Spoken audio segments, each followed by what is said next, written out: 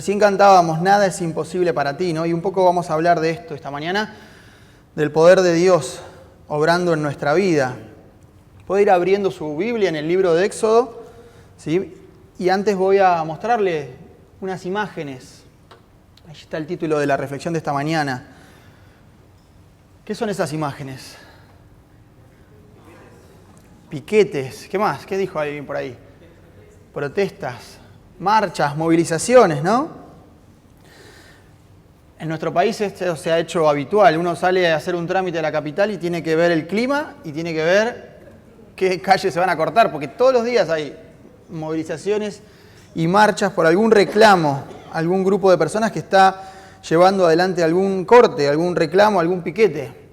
Somos innovadores en esto, ¿no? En el mundo hemos dado el puntapié inicial para el tema de los piquetes.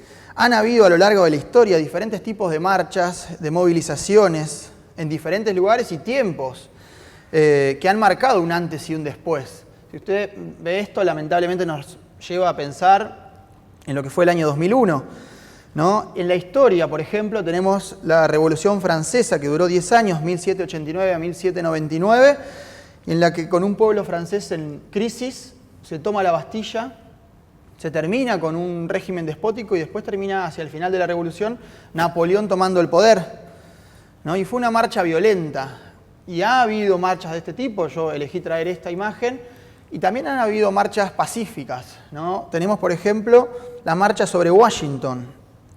Si usted recuerda a Martin Luther King, pastor protestante, ¿sí? Con su famoso Yo tengo un sueño, un discurso que convocó cerca de 300.000 personas en la ciudad de Washington, el 80% era afroamericano, y estaban reclamando por los derechos civiles, ¿sí? Y logran, después de esta movilización, de esta marcha, que se termine con todo tipo de segregación racial. Uno dice, ¿se termina?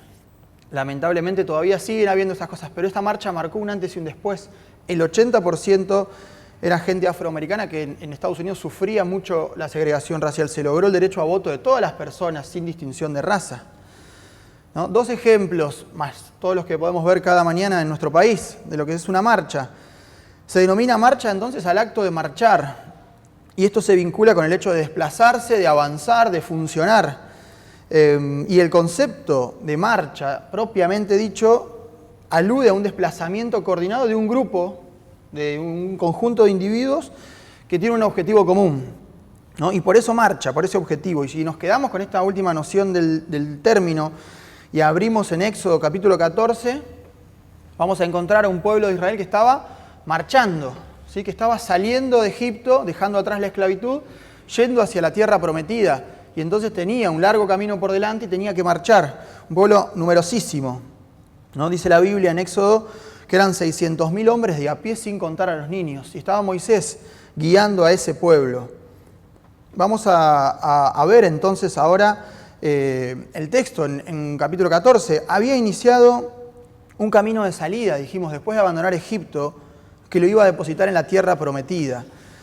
Hasta ese momento, hasta llegar a la tierra prometida, van a pasar 40 años, ¿no? Todos sabemos esto. Y en el medio, 40 años van a estar marchando, van a pasar un montón de cosas. Van a suceder muchas cosas. Y hay toda una generación que, por desconfiar de Dios, va a quedar en el camino.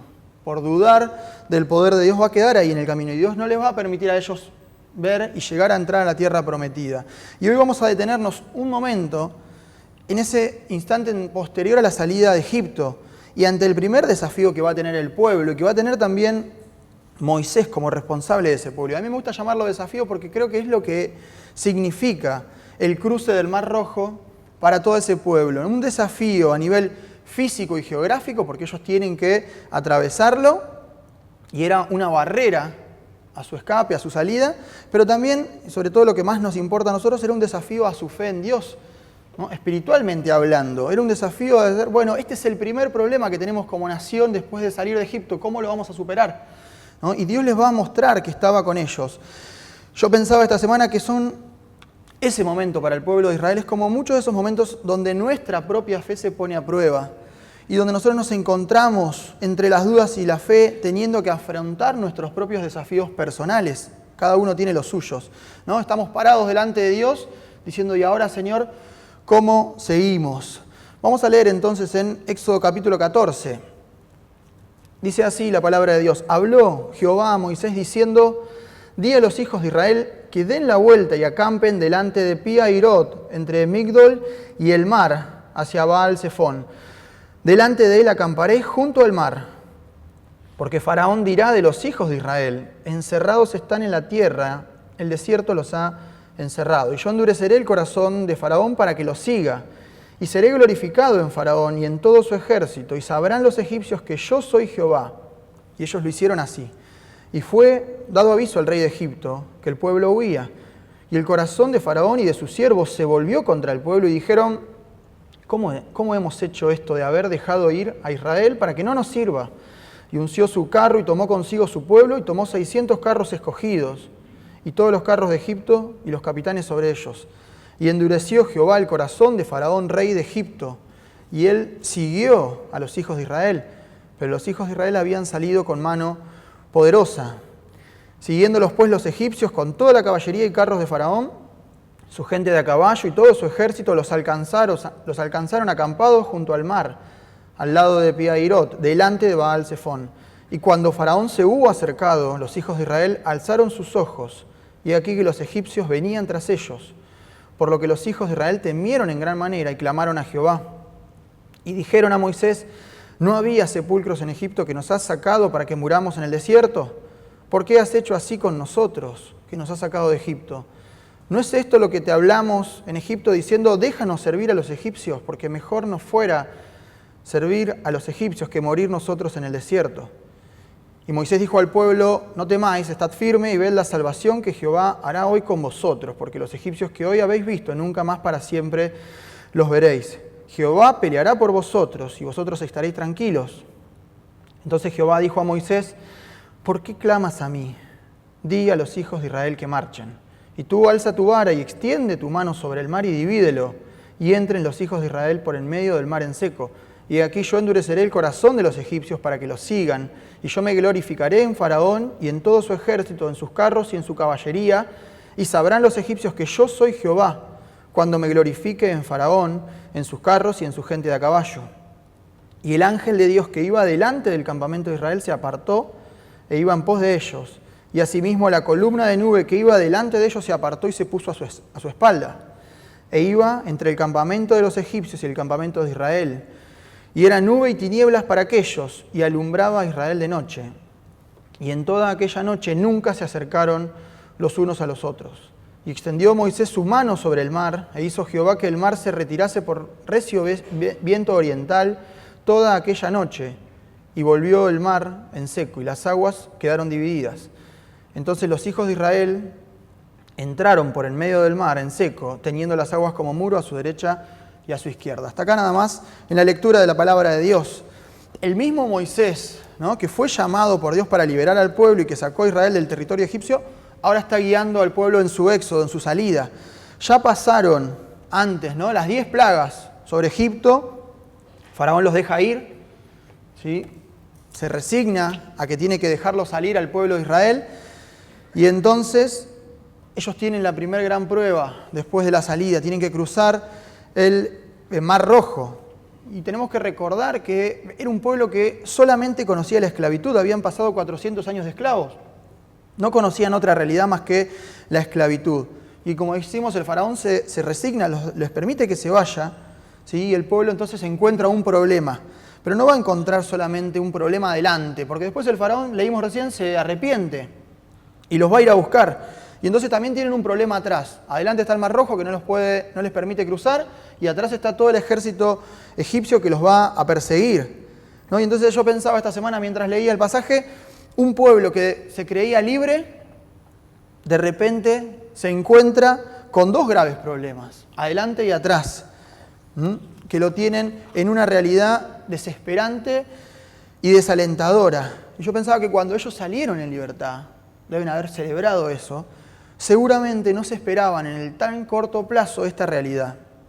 Como nadie espera pasar por una realidad angustiante y complicada, ninguno de nosotros espera pasar por un momento angustiante. Ellos estaban atravesando ese momento tan difícil por el que todo ser humano pasa en algún momento, ese momento que nos desestabiliza, ¿sí? en diferentes áreas de nuestra vida. A veces puede ser un problema familiar, a veces puede ser una enfermedad. Cada uno de nosotros afrenta su propio mar rojo en un área diferente de su vida. Y tenemos que enfrentarlo, porque la vida nos pone frente a estas situaciones. Ese momento en el que uno se pregunta, ¿y ahora cómo sigo? ¿Para dónde voy? ¿Dónde está la salida? ¿No? La primera gran enseñanza que me deja este pasaje a mi vida, sí, es que Dios muestra su cuidado de nosotros. Dios muestra su cuidado de nosotros y le va a mostrar al pueblo de Israel que los estaba cuidando. La Biblia nos cuenta que cuando el pueblo sale de Egipto, Dios no lo llevó por el camino más sencillo y más corto, sencillo por lo largo, ¿no? Que era un camino que los iba a hacer encontrarse con pueblos enemigos, precisamente con los filisteos, que les iban a hacer la guerra. Dice Dios que no los llevó por el camino ese, sino que los condujo por el camino del desierto del Mar Rojo, era un camino más largo. Pero Dios mostró su cuidado de ese pueblo que no conocía la guerra. Imagínense que después de 400 años de esclavitud no estaban preparados para enfrentarse a pueblos enemigos, ¿no? Pero lo más importante que nos va a decir este pasaje, Éxodo 13, 21, 22, que es un pasaje, unos versículos antes de lo que leímos, es lo siguiente. Dice que Jehová iba delante de ellos de día en una columna de nube para guiarlos por el camino y de noche en una columna de fuego para alumbrarles, a fin de que anduviesen de día y de noche. Y dice, nunca se apartó delante del pueblo la columna de nube de día, ni de noche la columna de fuego, ¿no? Es decir, tanto durante el día como la noche, lo que Dios quería que ese pueblo hiciera era que avanzara, ¿no? Y no permitía que ellos se perdieran en el camino. La presencia de Dios en nuestra vida es algo que un cristiano no puede dudar. La presencia de Dios en nuestra vida es algo que no podemos dudar. La Biblia dice que Dios estaba con ellos, que los guiaba de día, que los alumbraba de noche. Es claro que Dios quería que avancen. Y esto que cuenta el libro de Éxodo es algo que todo cristiano que tiene una vida devocional, que tiene una relación profunda con Dios, ha experimentado en algún momento de su vida, ¿no? Ver a Dios en nuestro día a día, ver a Dios en nuestra cotidianidad, sentir la presencia de Dios en nuestra vida. Yo sé que cuando hablamos de esto y decimos estas cosas, es difícil explicárselo a alguien que no cree en Dios, ¿no es cierto? ¿Cómo le explica a usted con palabras a una persona que no cree en Dios lo que es sentir la presencia de Dios en su vida? Es difícil. La otra persona capaz que no tiene la capacidad de entenderlo porque no lo puede vivir, pero es maravilloso experimentarlo, ¿no? Sentir la presencia de Dios en nuestra vida es hermoso. A veces nosotros, esto lo hablo porque me ha pasado a mí, ¿no? Esperamos ver a Dios en grandes experiencias de nuestra vida y olvidamos ver a Dios en los pequeños pero hermosos detalles del día a día. Porque Dios está ahí, a veces el abrazo de su hijo, el abrazo de un padre, ¿sí? El saludo de un hermano un domingo a la mañana y que le dice, hace tanto que no te veía, ¿no? Ahí también está Dios. Dios está todos los días con nosotros. Es tan cotidiano que a veces olvidamos notar su presencia al lado nuestro. Cuando usted salió de su casa esta mañana, Dios estaba con él, con usted, acompañándolo para que llegue hasta acá. Y seguramente estará con nosotros cuando volvamos a nuestros hogares. Permítame preguntarle, ¿siente cercano a Dios en su vida? ¿Lo experimenta todos los días? ¿Lo está viendo en los pequeños detalles de su día a día? La guía de Dios, que Dios le muestra al pueblo, la guía de Dios es para nosotros como esa brújula que necesitamos para caminar. Porque sin Dios estaríamos perdidos, ¿no? Vivimos en un mundo que está perdido porque elige todos los días, cotidianamente, darle la espalda a Dios.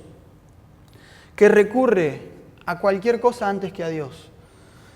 Pero que en los momentos de dificultad se siente solo, ¿sí? Somos una sociedad que se mide en cantidad de seguidores en las redes sociales, que se jacta de la hiperconectividad. Somos personas que viven en línea, conectados permanentemente, interactuando con nuestros pares todo el tiempo a través de los dispositivos, pero que a la hora de la verdad nos inunda la soledad. Cuando llega un problema, uno escucha decir a la gente, me siento solo. Y tengo un montón de personas alrededor. Sin embargo, la persona nos dice, me siento solo. Los índices, esto lo dicen los profesionales, ¿no? Los índices de depresión son alarmantes en la actualidad. Casos de personas que sufren por estas cosas, que padecen la soledad, sufren de ansiedad, ataques de pánico, depresión. Son enfermedades cada vez más comunes que afectan a nuestra sociedad. Usted no sabe lo que esto es entre los jóvenes, la realidad que están viviendo. La luz de Dios alumbra nuestro camino y su presencia en nuestra vida nos da paz. ¿Estás pasando por uno de estos momentos? uno de esos momentos que nos hacen perder la paz, hay que volver a Dios, hay que buscar la paz que solamente Él nos puede dar. Hay momentos en la vida que pareciera que camináramos a oscuras, que uno siente que está caminando con una venda en los ojos, que no sabemos bien hacia dónde tenemos que ir, y entonces tropezamos con la vida, o mejor dicho, tropezamos con la realidad que la vida nos pone delante, y no encontramos la manera de salir, ¿no? Dios siempre está ahí con nosotros, y esto me lo repito todos los días. Cuando llega un momento difícil a mi vida, Dios siempre está ahí. El problema es que muchas veces no sabemos verlo, ¿no? Hoy es un día nublado, el sol está. Nosotros no tenemos la capacidad de verlo, pero está. Dios está cerca nuestro. Muchas veces no tenemos la capacidad para verlo. Muchas veces las circunstancias desfavorables, los problemas, las crisis, el miedo y la incertidumbre ante un futuro que no sé lo que va a traerme, impiden ver la mano de Dios cuidándonos, guiándonos y sosteniéndonos. Pensaba, hace un par de semanas tuvimos las elecciones, las primeras elecciones de este año, ¿no? Pueden llegar a ser 3. Tuvimos las elecciones, no definieron nada, marcaron solo una tendencia. Y sin embargo, fue un evento tremendamente inquietante para tanta gente. ¿Sí? Generó caos en el aspecto económico, en el aspecto social. No hace falta que mencione lo que pasó en las calles hace algunas semanas. Hable usted con un comerciante y pregúntele cómo se siente frente a lo que va a venir. Miedo e incertidumbre ante lo que puede llegar a pasar en un par de meses. Así vive la gente. Y yo creo que el pasaje que leímos es bien descriptivo porque nos muestra el carácter de Dios para con los hombres. Deja ver quién es Dios, ¿no? Dios está ahí. Les está diciendo al pueblo, yo estoy acá, estoy de día, estoy de noche, los estoy acompañando en su salida. Yo estoy ahí. Hay que aprender a verlo. Hay que abrir los ojos, abrir el corazón para notar que Dios está ahí, porque cuando todos nos dan la espalda, Dios sigue estando ahí. Y lo que nos dice es, no te voy a dejar solo. Voy a estar acá, te voy a acompañar en esta circunstancia desfavorable por la que estás pasando, que te está quitando la paz, en esta realidad angustiante. Déjeme que le comparta un pasaje bien cortito, un salmo al que recurro hace más de 25 años. Cuando yo llegué a esta iglesia, un poco más de años llegué a esta iglesia y empecé a ir al taller de Jesús. Y los maestros del taller de Jesús en esa época nos enseñaban, a muchos de los que estamos hoy acá, pasajes para que aprendamos de memoria, ¿no? Y uno cuando tiene 9, 10 años dice, bueno, aprendo un pasaje de memoria, ¿para qué me va a servir? Y después crece y se enfrenta con la vida y recuerda eso que aprendió cuando era tan chiquito. ¿Sí? Por eso es importante que los chicos vayan al taller, a la escuela dominical. Un pasaje al que voy recurrentemente cuando algo me quita la paz, un salmo de David, ¿no? Un hombre que tantas veces se sintió perseguido, atormentado por la realidad que le tocaba vivir. Salmo 4:8, capaz que alguno lo sabe, dice, en paz me acostaré y asimismo dormiré, porque solo tú, Jehová, me haces vivir confiado, ¿no? Cada tanto cuando algo me quita la paz voy a ese lugar. Lo sé de memoria, pero abro mi Biblia y lo veo así marcado. Cuando llega una situación negativa a nuestra vida, cuando la vida nos golpea y caemos de rodillas, cuando no encontramos la manera de levantarnos porque a veces sentimos que esta vez no la esperábamos, no la vimos venir, Dios sigue estando ahí. Dios dice, nunca se apartó de delante del pueblo la columna de nube de día, ni de noche la columna de fuego. ¿Sabe lo que significa nunca? En ninguna ocasión Dios nos va a dejar solos. La pregunta que tenemos que hacernos no es, ¿por qué Dios no está haciendo nada en este momento de mi vida? O por qué, muchas veces decimos, ¿dónde está Dios? Que no lo veo. La pregunta que debo hacerme es si soy capaz de verlo ahí, en medio de mi circunstancia desfavorable, en medio de mi realidad angustiante, porque Dios está. El problema es que muchas veces no tengo la capacidad de verlo. El profeta Elías pasó por algo parecido a esto, ¿no? En el libro de Primera Reyes se cuenta su historia. Capaz que usted seguramente la conoce, Primera Reyes 19. Elías venía de tener una gran victoria en el ámbito espiritual, ¿no? Recuerda el episodio con los profetas de Baal. Había demostrado que Dios era el único y verdadero Dios frente a un montón de personas y había dejado bien alto el nombre de Dios. Yo cada vez que leo ese pasaje espero que después de eso Elías tenga una recompensa, se la merecía. ¿Sí? Y sin embargo, ¿qué pasa con Elías? Al otro día, su cabeza tiene precio. Y Jezabel, la esposa del rey, manda a matarlo y él tiene que huir, tiene que escaparse. y tiene que dejar a su ayudante, a su criado ahí solo, lo deja y se va y se interna en el desierto. Camina un día, bien solo, ¿no? Y llega a un momento bisagra en su vida y él se ve tan solo y en tal peligro que no encuentra salida.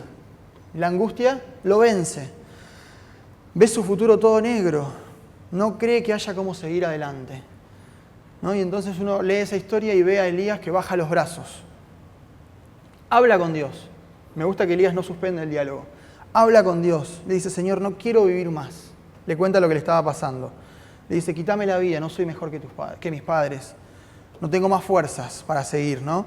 Yo pensaba, tal vez te encontraste alguna vez pensando eso, sintiendo que no valía la pena seguir más, que ya está, no tengo más fuerzas, ¿no? Pero la historia continúa y la Biblia dice que echándose debajo de un árbol se quedó dormido.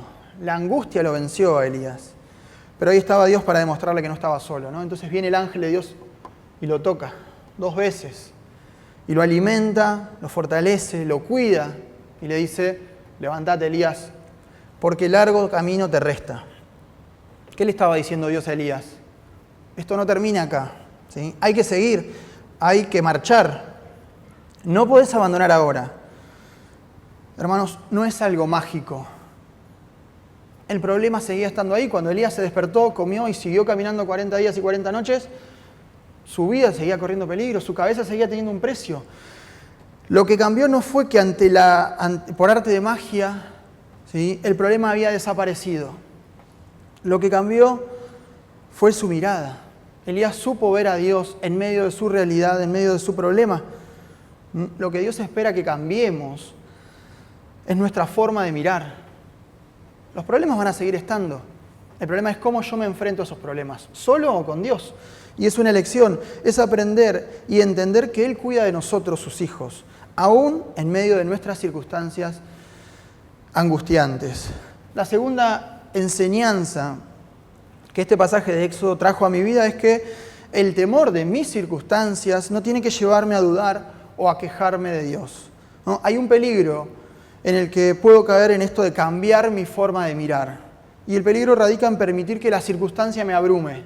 Y muchas veces nos pasa, ¿no? Nos sentimos totalmente agobiados por la realidad que estamos viviendo. Y si nos pasa eso, eso va a impedir que podamos ver a Dios en medio de nuestra circunstancia. Uno de los pasajes que leímos dentro del texto de Éxodo 14 dice, el versículo 10, precisamente cuando Faraón se hubo acercado, los hijos de Israel alzaron sus ojos, ¿no? Alzaron sus ojos. Yo pensaba, bueno, van a alzar sus ojos para notar la presencia de Dios en su vida. Y dice la Biblia, y he aquí que los egipcios venían tras ellos, por lo que los hijos de Israel temieron en gran manera y clamaron a Jehová. El pueblo tiene miedo y levanta la vista porque ve al ejército egipcio acercarse. Déjeme que le pregunte algo. ¿Dios es amo y señor de nuestras circunstancias? ¿Qué piensa usted? ¿Sí? Bueno, transformemos la pregunta en una afirmación. Dios es amo y señor de nuestras circunstancias. Partiendo de esa base, es que debo saber que Él controla todo lo que me rodea. Aquello que llega a mi vida está bajo su control. Él lo permite. No me pregunte por qué. No tengo esa respuesta. No sé si quiero tenerla tampoco. Es la soberanía de Dios. Forma parte de lo que Dios quiere y puede hacer. Pero sí le puedo decir que Él es dueño de nuestras circunstancias, ¿no? David, recién lo mencionábamos hace un instante, puede decir en medio de sus circunstancias desfavorables algo tan hermoso como lo que dice en el Salmo 23. ¿Se acuerda? Lo aprendí también en el taller de Jesús. Lo voy a leer porque no le tengo confianza en mi memoria, pero realmente lo leí y seguramente usted me puede acompañar. Jehová mi pastor, nada me faltará. En lugares de delicados pastos me hará descansar, junto a aguas de reposo me pastoreará. Confortará mi alma, me guiará por sendas de justicia por amor de su nombre. Aunque ande en valle de sombra de muerte, no temeré mal alguno, porque tú estarás conmigo. Tu vara y tu cayado me infundirán aliento, ¿no? Y sigue el Salmo. Me preguntaba, podemos decir lo mismo que David, ¿no? Porque lo aprendemos de memoria, yo lo aprendí de memoria. La pregunta es si podemos vivir lo mismo que vivió David. Si realmente en medio de nuestras circunstancias podemos sentir que a pesar de que estamos pasando por un valle de sombra de muerte, voy a confiar en Dios, porque Él me da aliento. Las circunstancias del pueblo de Israel de repente cambian de más o menos buenas, una expectativa de libertad, a algo muy malo, ¿no? Estaban encerrados en un desfiladero de montañas, tenían un ejército que los perseguía, un mar que cortaba su avance, no se veía nada bien. Y dice la Biblia que los israelitas entonces alzan sus ojos, pero no lo hacen para ver la columna de fuego ni la columna de nube que mostraba la presencia de Dios. Dice que temieron en gran manera. Y ese temor a su realidad, no vamos a negar que era desfavorable, lo llevó a transitar dos caminos lejos de Dios, la queja y la duda, ¿no? Y a veces nos pasa también a nosotros. Cuando el desafío que tengo delante, cuando la realidad que la vida me pone enfrente es angustiante, empezamos con los por qué. Y empezamos con las dudas. ¿No había sepulcros en Egipto que nos ha sacado para que muramos en el desierto? ¿Por qué has hecho así con nosotros? Planteos que le hacen a Moisés, que le están haciendo en definitiva a Dios. Lo que le pasa al pueblo es algo muy común cuando atravesamos un momento difícil. Empezamos a dudar y las dudas nos pueden llevar al enojo, a la queja. Y empezamos a cuestionar por qué Dios tiene que hacerme pasar por este momento. El destinatario de esas sensaciones es generalmente Dios, de mi enojo, de mi queja. Y dejamos de ver que solo es Dios quien está dispuesto a acompañarnos en el durante, en el mientras tanto, ¿no? Mientras dura mi desafío personal, mientras dura mi circunstancia desfavorable, la gente se nos va alejando. No encontramos a quién recurrir. Y Dios está ahí. Dice, yo estoy acá. El tema es que no podés verlo. Cuando quito mis ojos de Dios, es cuando el temor de la circunstancia me agobia y no me deja pensar. Y al quitar la vista en Él pierdo la fe, que es lo único que nos mantiene a flote. Usted sabe que Pedro, ¿no? el discípulo, el apóstol de Jesús, pasó por una circunstancia similar a esta. En el Evangelio de Mateo cuenta una historia que todos conocemos, que dice que los discípulos iban navegando luego con la barca y de repente se desata una tormenta, ¿no? Y la barca empieza a moverse y ellos estaban tratando de remar, ¿no? Y la Biblia dice que en medio del mar estaba la barca azotada por las olas porque el viento les era contrario. Y en ese preciso momento, de noche, en la madrugada, Jesús se acerca a ellos andando sobre el mar. Y ellos en un primer momento no lo reconocen y tienen miedo.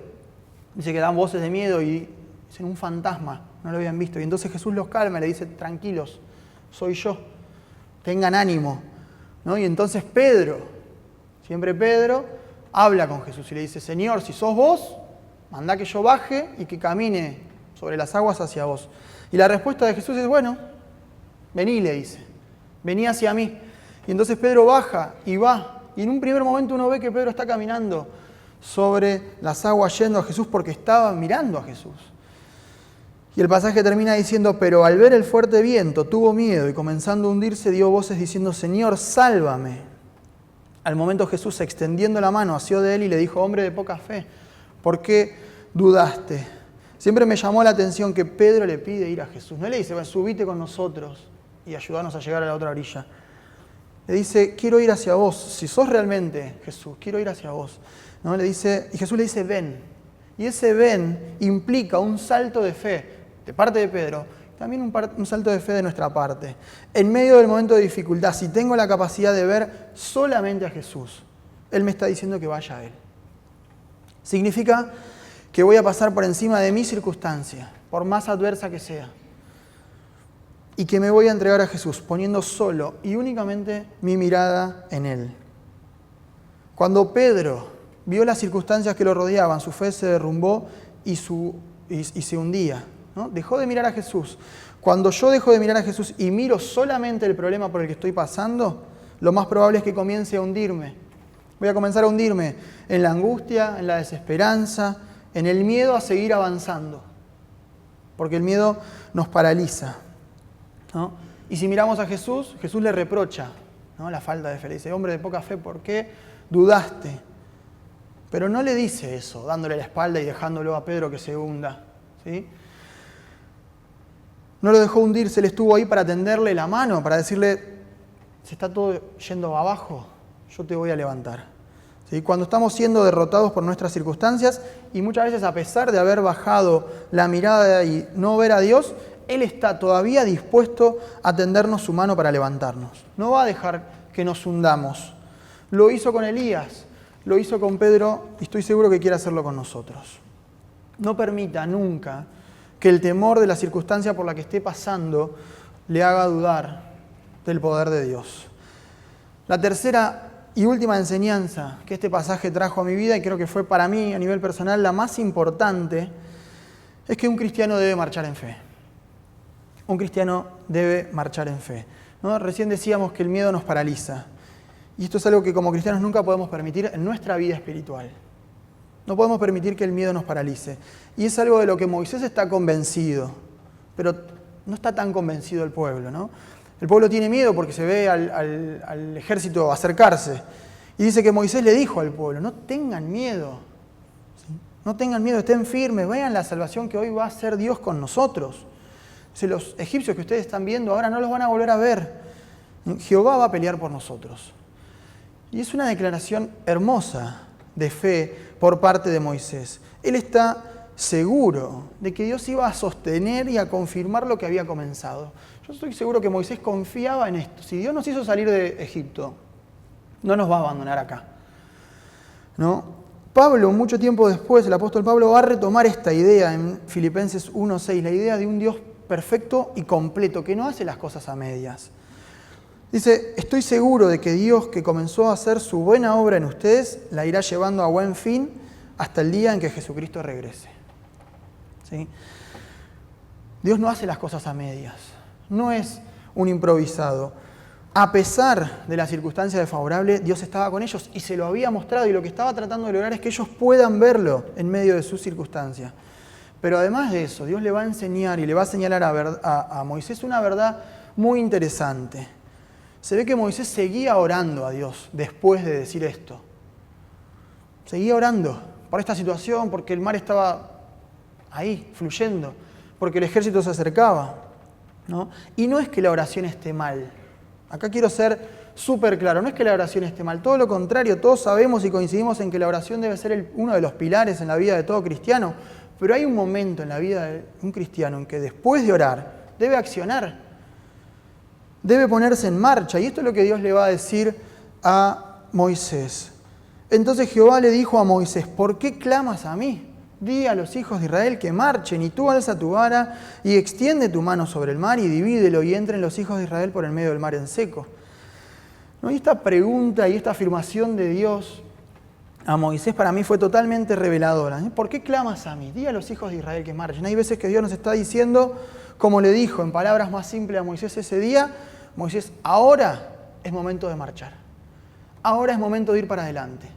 No te podés quedar acá paralizado por el miedo. Activá al pueblo y avance. Ya oraron ellos y Dios ya respondió sus oraciones, pero si no avanzan, no permiten a Dios manifestar su poder.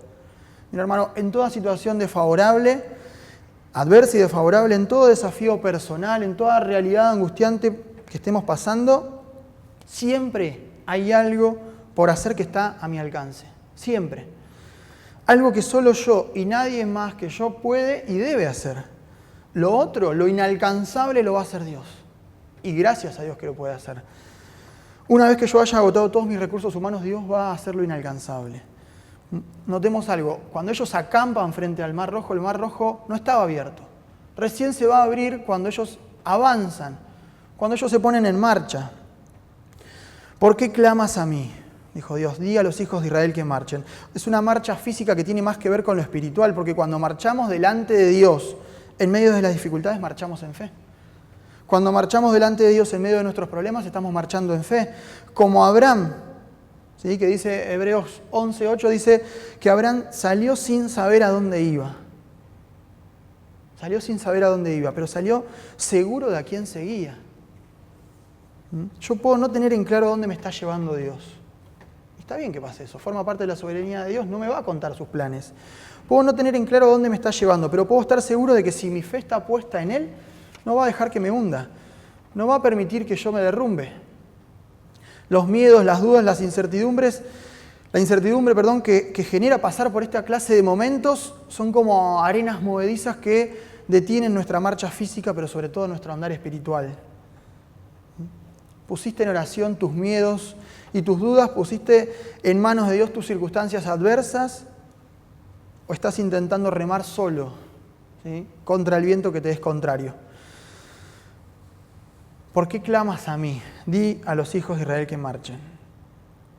Qué espectacular que fue la respuesta de Dios para activar a Moisés y a ese pueblo que estaba dudando, ¿no? Hay que motorizarse, hay que activar y caminar encomendándome a Dios, pero no esperando mágicamente la solución a mi circunstancia desfavorable.